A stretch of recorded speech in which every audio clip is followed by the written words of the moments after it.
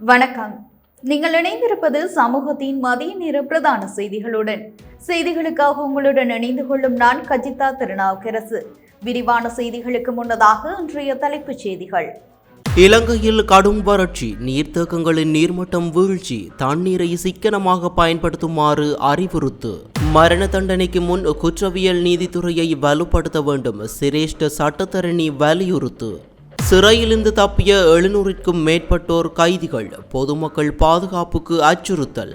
பெரிய வெங்காய தேவையில் 50% உள்நாட்டில் உற்பத்தி செய்ய திட்டம். நீரில் மூழ்கி இளைஞர் பலி, ஒருவர் மாயம், கரையொதுங்கிய மற்றுமொரு சடலம், இலங்கையில் பெரும் சோகம். பக்தர்கள் புடைசூழ நல்லூர் கந்தசுவாமி ஆலய ராஜகோபுரத்திற்கு மகா கலசாபிஷேகம். கடுவெல பகுதியில் இன்று விசேட போக்குவரத்து திட்டம், போலீசாரின் முக்கிய அறிவிப்பு. மறு அறிவிப்பு வரை சனிக்கிழமைகளில் வேலை நிறுத்தம், கிராம உத்தியோகத்தர்கள் எச்சரிக்கை. திவிலப்பட்டியவில் பரபரப்பு, பஸ் சாரதியை வாளால் தாக்க முயன்ற 3 கைது. கட்டுநாயக்க விமான நிலையத்தில் வெளிநாட்டு சிகரெட்டுகளுடன் சிக்கிய இளைஞன். சொகுசு காரில் மாடுகள் கடத்தல், ஐஸ் போதைப் பொருளுடன் 2 இளைஞர்கள் கைது. அவையமது தலைப்புச் செய்திகள். இனி தொடர்பான விரிவான செய்திகள். இலங்கையின் பல பகுதிகளில் நிலவும் கடுமையான வறட்சியான வானிலை காரணமாக பிரதான மற்றும் சிறிய நீர்த்தேக்கங்களின் நீர்மட்டம் வேகமாக குறைந்து வருவதாக தெரிவிக்கப்பட்டுள்ளது. இதனால் மக்கள் மற்றும் விலங்கினங்கள் குடிநீர் தட்டுப்பாட்டை எதிர்நோக்கியுள்ளதுடன் பல பகுதிகளில் விவசாய பயிர்களும் கடுமையாக பாதிக்கப்பட்டுள்ளன. நீர்ப்பாசன திணைக்களத்தின் கீழ் நிர்வகிக்கப்படும் 74 நீர்த்தேக்கங்களின் மொத்த நீர் கொள்ளளவு தற்போது 37% குறைந்துள்ளதாக தெரிவிக்கப்பட்டுள்ளது. குறிப்பாக விவசாய அபிவிருத்தி திணைக்களத்தின் கீழ் நிர்வகிக்கப்படும் சிறிய குளங்களே தற்போதைய வறட்சியால் பெரிதும் பாதிக்கப்பட்டுள்ளன. மாவட்ட ரீதியாக அம்பாறை, திருகோணமலை, மட்டக்களப்பு மற்றும் மொனராகலை ஆகிய பகுதிகள் கடுமையாக பாதிக்கப்பட்டுள்ளன. அம்பாறை மாவட்டத்தில் நீர்ப்பாசன திணைக்களத்தின் கீழ் உள்ள 9 பிரதான நீர்த்தேக்கங்களின் நீர்மட்டம் 23% குறைந்துள்ளது. மட்டக்களப்பு மாவட்டத்தின் 4 நீர்த்தேக்கங்களில் நீர்மட்டம் 26%, திருகோணமலை மாவட்டத்தின் பிரதான நீர்த்தேக்கங்களில் 28% காணப்படுகிறது. பொலனறுவை மாவட்டத்தில் உள்ள 4 நீர்த்தேக்கங்களின் நீர்மட்டம் 42%, ஹம்பாந்தோட்டை மாவட்டத்தின் 10 நீர்த்தேக்கங்களின் சராசரி நீர்மட்டம் 43% குறைந்துள்ளது. நீர்மட்டம் குறைந்துள்ளதால் குடிநீருக்கு பற்றாக்குறை ஏற்பட்டுள்ளதுடன் பல பகுதிகளில் நெற்பயிர்கள் உள்ளிட்ட பயிர்களும் அழிவடைந்துள்ளன. இதற்கிடையில் லக்கல கழுகங்கை நீர்த்தேக்கங்களின் நீர்மட்டம் குறைந்துள்ளதால் நீர்த்தேக்க நிர்மாணத்தின் போது நீரில் மூழ்கிய பல்லேகம்ம நகரின் சில பகுதிகள் மீண்டும் வெளிப்பட தொடங்கியுள்ளன. கந்தளாய் நீர்த்தேக்கத்தின் நீர்மட்டமும் வெகுவாக குறைந்துள்ளதால் எதிர்வரும் சிறுபோக செய்கை பாதிக்கப்படும் அபாயம் ஏற்பட்டுள்ளது. தண்ணீர் பற்றாக்குறையால் சில பகுதிகளில் விலங்குகள் உயிரிழந்து கிடப்பதாகவும் தெரிவிக்கப்படுகிறது. இந்நிலையில் வவுனியா, முல்லைத்தீவு, திருகோணமலை, பொலனறுவை, மட்டக்களப்பு, அம்பாறை மற்றும் மொனராகலை மாவட்டங்களின் சில பகுதிகளில் நாளை நண்பகல் வேளையில் மனித உடலால் உணரப்படும் வெப்பநிலை 39 முதல் 45 செல்சியஸ் வரை காணப்படும் என வானிலை அவதானிப்பகம் தெரிவித்துள்ளது. தற்போதைய நீர் நெருக்கடியை கருத்தில் கொண்டு தண்ணீரை சிக்கனமாக பயன்படுத்துமாறும் பொதுமக்கள் கேட்டுக் கொள்ளப்பட்டுள்ளனர். பாரிஸ் வாழ் மக்களே, உங்களின் பேராதரவை பெற்ற கல்யாணி மற்றும் அன்னபூரணி தயாரிப்புகள் இப்போது 2 கிளைகளிலும். பிடி கேஷ் அண்ட் கரி லாச்சப்பல், பிடி சூப்பர் ஸ்டோர், ஹார்லே கோனஸ்.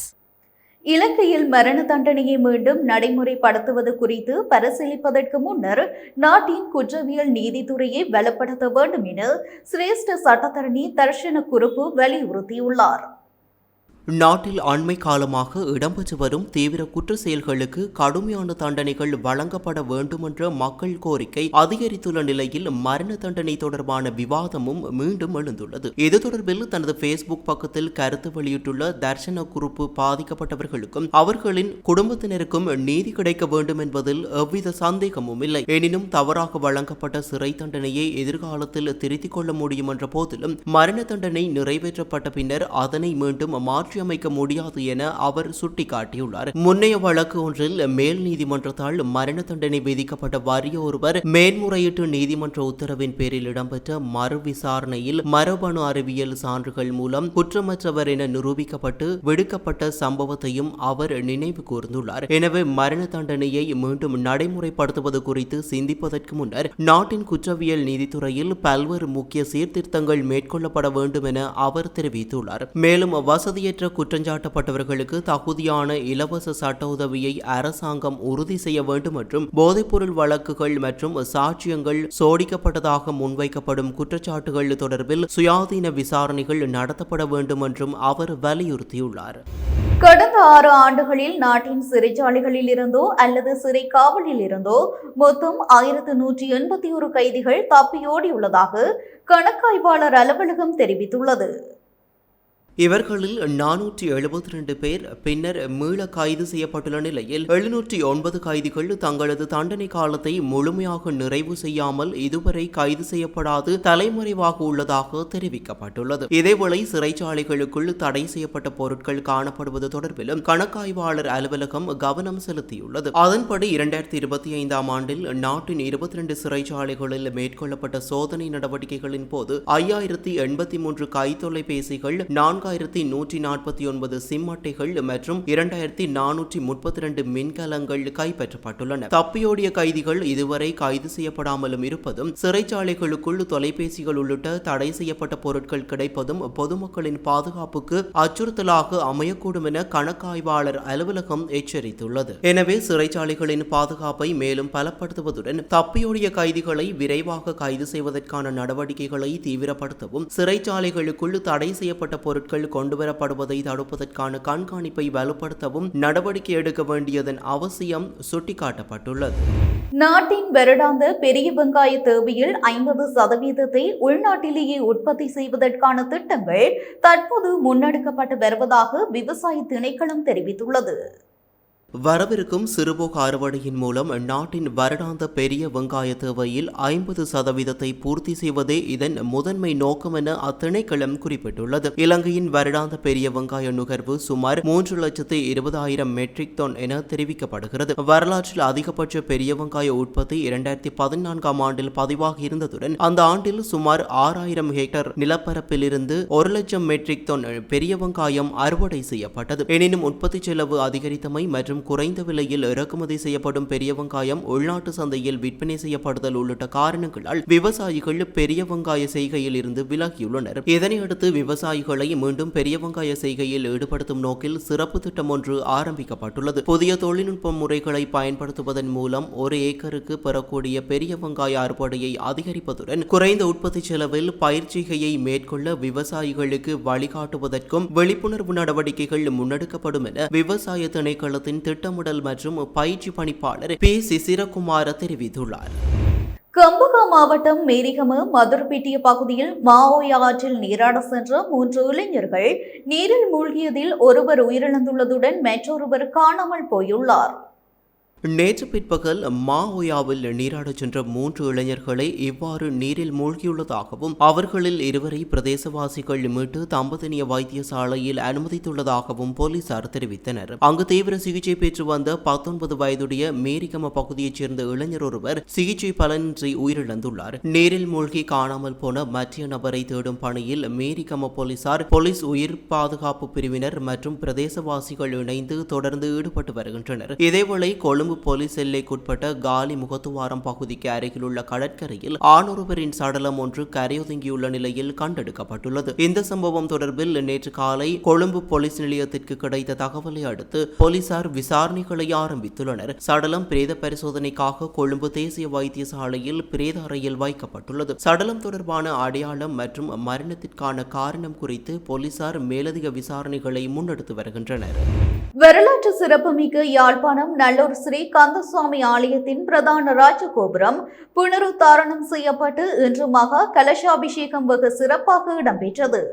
4ஆம் இரகுநாத மாப்பான முதலியாரால் அங்குரார்ப்பணம் செய்யப்பட்ட இவ்வாலயத்தின் பிரதான ராஜகோபுரம் 11வது தேவஸ்தான அதிகாரியின் ஏற்பாட்டில் புனருத்தாரணம் செய்யப்பட்டு இன்று மகா கலசாபிஷேகம் நடைபெற்றது. இதன்போது ஆலயத்தில் விசேட பூஜை வழிபாடுகள் இடம்பெற்றதுடன் பெருமளவான பக்தர்கள் கலந்து கொண்டு இறையருளை பெற்றனர். Blue ocean group of companies இலங்கையின் வளர்ச்சியோடு உங்கள் வாழ்க்கையையும் உயர்த்துகிறோம். கடுவல பகுதியை சுற்றி இன்று விசேட போக்குவரத்து திட்டம் அமல்படுத்தப்பட்டுள்ளதாக போலீசார் தெரிவித்துள்ளனர். சித்தர் அன்கடு பத்தினி தேவாலயத்தின் தீர்த்த உற்சவ வருடாந்த பெரகரா ஊர்வலம் இன்று காலை 6 மணி முதல் பிற்பகல் 2 மணி வரை வீதியுலா வரவுள்ளதாக போலீசார் கூறியுள்ளனர். இதன் காரணமாகவே கடுவல பகுதியை சுற்றி விசேட போக்குவரத்து திட்டம் அமுல்படுத்தப்பட்டுள்ளது. இந்த ஊர்வலம் தேவாலயத்திற்கு அருகில் தொடங்கி 143 அவிசாவளை கொழும்பு பேருந்து வீதி வழியாக கடுவல ராஜசிங்க பாலத்தின் மீது பயணித்து பண்டாரவத்தை பியக்கம பகுதிக்கு சென்று தீர்த்த உற்சவ சடங்கு நிறைவடைந்த பின்னர் மீண்டும் அதே வீதி வழியாக கடுவேல சந்தியை கடந்து தேவாலயத்தை சென்றடைய உள்ளது. ஊர்வலத்தின் போது அவ்வழியாக செல்லும் வாகன சாரதிகள் மாற்று வழிகளாக 143 அவிசாவளை கொழும்பு பேருந்து வீதியில் வெலே சந்தியில் இருந்து போக்குவரத்து கட்டுப்படுத்தப்படும் வேளையில் மாற்று வழிகளாக 697 பேருந்து வீதியில் பட்டியவத்தை வீதி வழியாக 177 கடுவேல கொள்ளுப்பட்டி பேருந்து வீதியை அடைந்து மாலபே திசையை நோக்கியுள்ள ராஜசிங்க மாவத்தை வழியாக மீண்டும் 143 அவிசாவளை கொழும்பு பேருந்து வீதியை அடைந்து பயணிக்க முடியும் என தெரிவிக்கப்பட்டுள்ளது. ஊர்வலம் செல்லும் காலப்பகுதியில் ஏற்படும் போக்குவரத்து நெரிசலை குறைப்பதற்காக குறித்த மாற்று வழிகளை பயன்படுத்துமாறு அப்பகுதி வழியாக பயணிக்கும் சாரதிகள் மற்றும் பொதுமக்களுக்கு போலீசார் வேண்டுகோள் விடுத்துள்ளனர். பல்வேறு கோரிக்கைகளின் அடிப்படையில் கிராம நிலதாரிகள் தொடங்கியுள்ள வேலைநிறுத்த போராட்டத்திற்கு அரசாங்கம் தீர்வு காண தவறியதால் சனிக்கிழமைகளில் வேலைநிறுத்த போராட்டத்தில் ஈடுபட முடிவு செய்துள்ளதாக இலங்கை கிராம உத்தியோகத்தர் சங்கம் தெரிவித்துள்ளது. மறு அறிவிப்பு வரும் வரை சனிக்கிழமைகளில் வேலைநிறுத்த போராட்டத்தில் ஈடுபட கிராம உத்தியோகத்தர்கள் முடிவு செய்துள்ளதாக சங்கத்தின் பொதுச் செயலாளர் நெவில் விஜயரத்ன தெரிவித்துள்ளார். பயணப்படியை உயர்த்தாது சம்பளத்தை குறைந்தபட்ச தகுதியாக ஆக்குவது, கிராம உத்தியோகத்தர்களின் படிகளையும் உள்ளடக்கிய கம்மன்பில குழு பரிந்துரைத்த படிகளை பெறுவது, சனிக்கிழமைகள் மற்றும் பொது விடுமுறை நாட்களில் ஆற்றிய பணிக்கு ஒரு நாள் சம்பளம் பெறுவது உள்ளிட்ட பல்வேறு கோரிக்கைகளின் காரணமாக கிராம நிலதாரிகள் கடந்த 10 மற்றும் 11 நாட்களாக உடல்நலக் குறைவு விடுப்பில் பணிக்கு வரவில்லை. இருப்பினும் 2 நாட்கள் தொழிற்சங்க போராட்டம் தொடர்பாக அரசாங்கம் எந்த நடவடிக்கையும் எடுக்க தவறியதாலும் தங்களது கோரிக்கைகளுக்கு சாதகமான தீர்வை வழங்க தவறியதாலும் கிராம உத்தியோகத்தர்கள் பணி பகிஷ்கரிப்பு போராட்டத்தில் இறங்கியுள்ளனர். திவிலப்பிட்டிய நகரில் தனியார் பஸ் சாரதியை வாளால் தாக்க முயன்ற சம்பவத்துடன் தொடர்புடைய பெண் உட்பட 3 எதிர்வரும் ஆகஸ்ட் 18ஆம் தேதி வரை விளக்கமறியலில் வைக்குமாறு மினுவாங்குடி நீதவான் நீதிமன்றம் உத்தரவிட்டுள்ளது. திவிலப்பிட்டிய நகரில் பஸ் ஒன்று பயணித்துக் கொண்டிருந்த போது அதன் பின்னால் வந்த கார் ஒன்று திடீரென பஸ்ஸை மறித்துள்ளது. இதனையடுத்து காரில் இருந்து இறங்கிய பெண் ஒருவரும் 2 ஆண்களும் கைகளில் பால்களுடன் பஸ் சாரதியை நோக்கி சென்று அவரை தாக்க முயன்றதாக தெரிவிக்கப்படுகிறது. சம்பவத்தை பஸ்ஸில் பயணித்த பயணியொருவர் தனது கைபேசியில் காணொலியாக பதிவு செய்துள்ளதுடன் குறித்த காணொலி சமூக வலைதளங்களில் பரவலாக பகிரப்பட்டுள்ளது. காணொலி காட்சிகளை அடிப்படையாக கொண்டு விசாரணைகளை முன்னெடுத்த திவிலப்பிட்டிய போலீசார் சம்பவத்துடன் தொடர்புடையதாக சந்தேகிக்கப்படும் 3 கைது செய்துள்ளனர். கைது செய்யப்பட்ட சந்தேக நபர்கள் நேற்றைய தினம் நீதிமன்றத்தில் ஆஜர்படுத்தப்பட்டதை தொடர்ந்து அவர்களை எதிர்வரும் ஆகஸ்ட் 18ஆம் தேதி வரை விளக்கமறியலில் வைக்குமாறு நீதவான் உத்தரவிட்டுள்ளார். கட்டுநாயக்க சர்வதேச விமான நிலையத்தில் சட்டவிரோதமாக நாட்டுக்குள் கொண்டுவரப்பட்டதாக கூறப்படும் 10,800 வெளிநாட்டு சிகரெட் குச்சிகளுடன் 22 வயதுடைய நபர் ஒருவர் கைது செய்யப்பட்டுள்ளார். போலீஸ் போதைப்பொருள் தடுப்பு பிரிவின் கட்டுநாயக்க விமான நிலைய துணைப்பிரிவு அதிகாரிகளுக்கு கிடைத்த தகவலின் அடிப்படையில் நேற்று விமான நிலையத்தின் வருகை பகுதியில் மேற்கொண்ட சோதனை நடவடிக்கையின் போதே குறித்த நபரை கைது செய்துள்ளனர். இதன்போது 54 பெட்டிகளில் அடைக்கப்பட்டிருந்த 10,800 சிகரெட் குச்சிகள் சந்தேக நபரிடமிருந்து கைப்பற்றப்பட்டதாக போலீசார் தெரிவித்துள்ளனர். கைது செய்யப்பட்ட சந்தேக நபர் உகமிய பகுதியைச் சேர்ந்தவர் எனவும் போலீசார் குறிப்பிட்டுள்ளனர். சம்பவம் தொடர்பான மேலதிக விசாரணைகளை கட்டுநாயக்க விமான நிலைய போலீஸ் போதைப்பொருள் தடுப்பு பிரிவினர் முன்னெடுத்து வருகின்றனர். ராயல்டி என்ஜினியரிங் வழங்கும் நவீன அடுக்குமாடி குடியிருப்புகள் இப்போது விற்பனைக்கு. Colombo 6 Wellawatte bus line hall ரோட்டுக்கு மிக அருகாமையில். இலங்கையில் மதுபான பயன்பாட்டால் ஏற்படும் சுகாதார மற்றும் பொருளாதார இழப்புகள் அரசாங்கம் மதுபான வரியாக பெறும் வருமானத்தை விட அதிகமாக இருப்பதாக மதுசாரம் மற்றும் போதைப்பொருள் தகவல் நிலையம் தெரிவித்துள்ளது. இலங்கை மத்திய வங்கி, சுங்க திணைக்களம், சுகாதார அமைச்சு உள்ளிட்ட நிறுவனங்களுடன் மூவெண்ட் இன்டர்நேஷனல், ஐக்கிய நாடுகள் அபிவிருத்தி திட்டம் மற்றும் உலக சுகாதார அமைப்பாகிய சர்வதேச நிறுவனங்கள் இணைந்து மேற்கொண்ட ஆய்வுகளின் அறிக்கை தரவுகளை அடிப்படையாக கொண்டு இந்த தகவல் வெளியிடப்பட்டுள்ளது. அதன்படி 2025ஆம் ஆண்டில் இலங்கையில் மதுபான பயன்பாட்டினால் ஏற்பட்ட சுகாதார மற்றும் பொருளாதார இழப்புகள் சுமார் 335 பில்லியன் ரூபாய் என மதிப்பிடப்பட்டுள்ளது. அதேவேளை 2025ஆம் ஆண்டில் மதுபான வரியாக அரசாங்கத்துக்கு 254 பில்லியன் ரூபாய் வருமானம் கிடைத்துள்ளது. இதற்கமைய மதுபான வரி மூலம் கிடைத்த அரசாங்க வருமானத்தை விட மதுபான பயன்பாட்டினால் ஏற்பட்ட சுகாதார மற்றும் பொருளாதார பாதிப்புகளுக்கான செலவு 81 பில்லியன் ரூபாவால் அதிகமாக இருப்பதாக மதுசாரம் மற்றும் போதைப்பொருள் தகவல் நிலையம் சுட்டிக்காட்டியுள்ளது. மதுபான பயன்பாட்டால் ஏற்படும் பாதிப்புகளை குறைப்பதற்கான நடவடிக்கைகள் அவசியம் என்பதையும் இந்த தரவுகள் எடுத்து காட்டுவதாக அந்த நிலையம் தெரிவித்துள்ளது. சொகுசு காரை பயன்படுத்தி சட்டவிரோதமான முறையில் மாடுகளை கடத்திச் சென்று இறைச்சிக்காக விற்பனை செய்து வந்த குற்றச்சாட்டில் 2 இளைஞர்களை சம்மாந்துறை போலீசார் அதிரடியாக கைது செய்துள்ளனர். கைது செய்யப்பட்டவர்களிடமிருந்து ஐஸ் போதைப்பொருளும் கைப்பற்றப்பட்டுள்ளது. அம்பாறை மாவட்டம் சம்மாந்துறை மற்றும் அதனை சுற்றியுள்ள பகுதிகளில் நீண்டகாலமாக நடைபெற்று வந்த விலங்கு திருட்டு சம்பவங்கள் தொடர்பாக போலீசாருக்கு கிடைத்த ரகசிய தகவலின் அடிப்படையில் இத்திடீர் சுற்றிவளைப்பு மேற்கொள்ளப்பட்டது. திங்கட்கிழமை இடம்பெற்ற இச்சோதனையின் போது மாடுகளை கடத்த பயன்படுத்தப்பட்ட சொகுசு காரையும் அதில் இருந்த மாடுகளையும் போலீசார் முதற்கட்டமாக கைப்பற்றினர். போலீசாரை கண்டதும் காரில் வந்த இருவர் தப்பியோடிய போதிலும் போலீசார் தீவிர தேடுதல் வேட்டையை நடத்தி அவர்களை விரைவாக கைது செய்தனர். கைது செய்யப்பட்ட 25 மற்றும் 26 வயதுடைய சந்தேக நபர்களிடமிருந்து 5 கிராம் 530 மில்லிகிராம் மற்றும் 5 கிராம் 150 மில்லிகிராம் என மொத்தம் 10 கிராம் 680 மில்லிகிராம் ஐஸ் போதைப்பொருள் பறிமுதல் செய்யப்பட்டது. சந்தேக நபர்களிடம் நடத்தப்பட்ட தொடர் விசாரணைகளின் மூலம் கடத்தலுக்கு பயன்படுத்தப்பட்ட சொகுசு கார் 7 மாடுகள் மற்றும் வங்காமம் ரக்காமம் ஆகிய பகுதிகளில் மறைத்து வைக்கப்பட்டிருந்த 2 ஆடுகள் என்பன போலீசாரால் மீட்கப்பட்டுள்ளன. சம்மாந்துறை போலீசார் விசாரணைகளை நடத்தி வருகின்றனர். இத்துடன் நமது மதிய நேர பிரதான செய்திகள் நிறைவடைகின்றன. தொடர்ந்தும் சமூகத்துடன் இணைந்திருங்கள். வணக்கம். எமது RIP பேச்சுக்கு கிடைத்த மரண அறிவித்தல்கள்.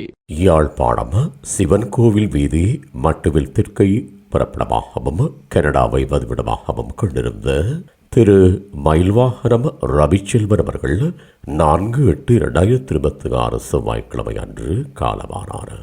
யாழ்ப்பாணம் திருநெல்வேலி கேணியடியை பிறப்பிடமாகவும் ராசா வீதி மற்றும் ஜெர்மனியை தற்போதைய வதிவிடமாகவும் கொண்டிருந்த திருமதி துரைச்சாமி தங்கேஸ்வரி அவர்கள் 7/8/2026 வெள்ளிக்கிழமை அன்று ஜெர்மனியில் இறைவனடி சேர்ந்தார்.